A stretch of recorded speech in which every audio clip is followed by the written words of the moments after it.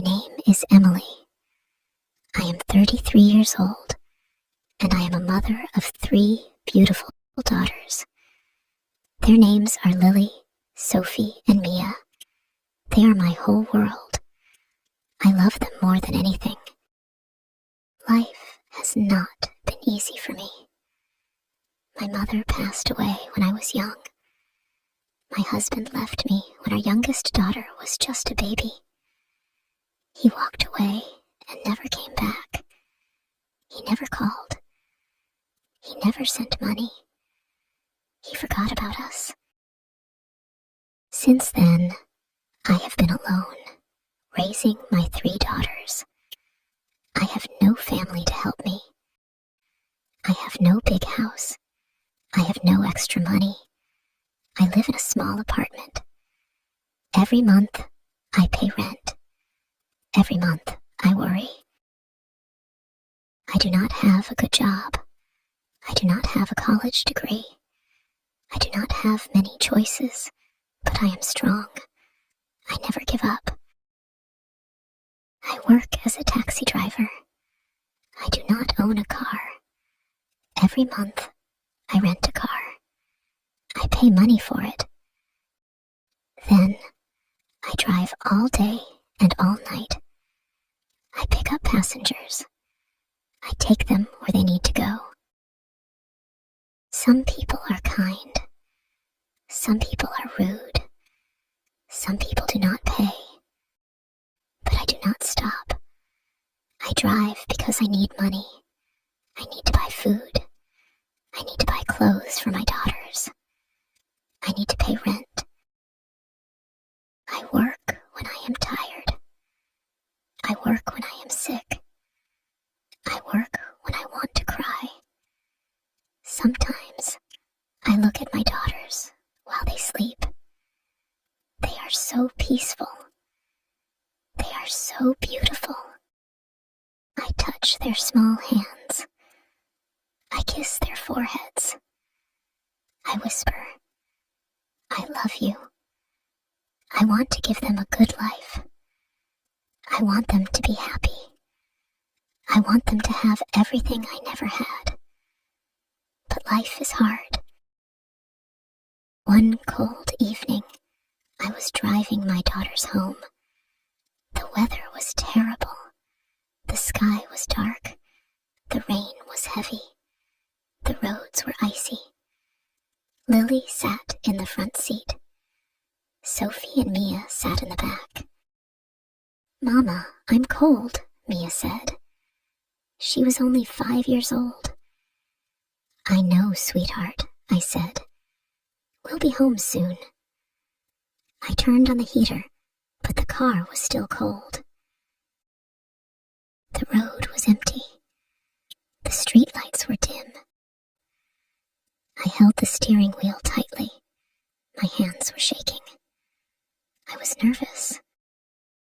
Then, suddenly, a bright light, a loud crash, a terrible pain. Everything went black. When I opened my eyes, I saw a white ceiling. I heard beeping sounds. I smelled medicine. I was in the hospital. I tried to sit up, but my body hurt. My head was heavy. My arms were weak. Then I remembered the accident. My daughters. Where were they? I tried to speak. Lily, Sophie, Mia. My voice was dry. My throat hurt. A nurse came to me. She looked kind. She smiled softly. "Don't move too much," she said. "You were in a bad accident." "My daughters," I whispered. "Where are my daughters?" She touched my hand gently. "They are here. They are safe." Tears filled my eyes. I want to see them. A few minutes later, the door opened. 3 small figures ran into the room.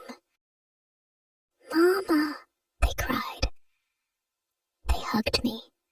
They held my hands. They kissed my face. I started crying. I held them as tightly as I could. The doctor came into the room. He looked serious. He had bad news. "You have a broken leg," he said. "You need surgery. You need time to heal." I felt panic. But I have to work. I have to pay rent. I have to feed my daughters. The doctor looked sad. "You need to rest," he said. Then I remembered something worse. The car. I rented the car. Now it was destroyed. And the worst part, I hit a very expensive car. The owner of the car wanted $20,000. I had nothing. I was broken. I covered my face with my hands and cried. My daughters held me. They cried too. I was lost. I had no hope. The next day, something unexpected happened. My story spread on the internet. People read about me. People saw pictures of my daughters. They saw how much I suffered. Many kind people sent money. They wanted to help me. Then, one day, I got a phone call. A deep voice spoke. "I heard your story," he said. "I want to help you." I was afraid. "Who are you?" "You will see soon," he said. 2 days later, a group of people came to the hospital. They brought flowers. They brought warm clothes for my daughters. Then, a young man walked in. He had kind eyes. He looked at me and smiled. He sat next to me. "You don't know me," he said, "but I know you." I was confused. "Why do you want to help me?" He smiled. "Because I can." I started crying.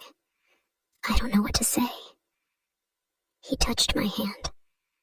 "You don't have to say anything." A few days later, something unbelievable happened. The young man and his team paid for my hospital bills. I didn't have to worry anymore. But that was not all. One day, they took me and my daughters to a new place. It was a house. A big, beautiful house. "This is for you," they said. I stared at them. I couldn't speak. I couldn't breathe. "For me," I whispered. "Yes," they said. "You don't have to pay rent anymore. This is your home." I fell to my knees. I cried and cried. My daughters cried too. They hugged me. "Is this real?" I asked. "Yes," they said. "This is real." I held my daughters and whispered, "We have a home." One day, the young man asked me, "What is your biggest dream?" I wiped my tears. "I want to open a supermarket." He smiled. "Then, let's make it happen." And he did. A few months later, I opened my own supermarket. It had fresh food, warm bread, and happy customers. I was no longer a struggling taxi driver. I was no longer a poor mother. I was a businesswoman. I was strong. I was happy. I will never forget that young man. He changed my life. He taught me something important. There are kind people in this world. There are people who want to help. And sometimes miracles are real. I started with nothing. Now I have everything.